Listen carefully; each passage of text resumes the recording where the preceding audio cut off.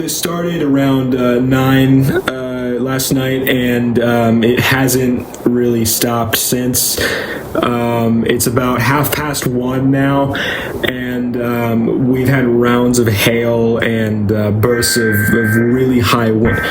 Oh shit.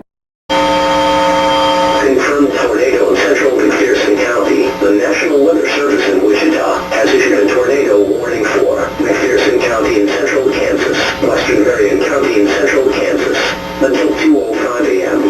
At 1:32 a.m., a confirmed tornado around 1:55 a.m. Durham and Denver around 2:05 a.m.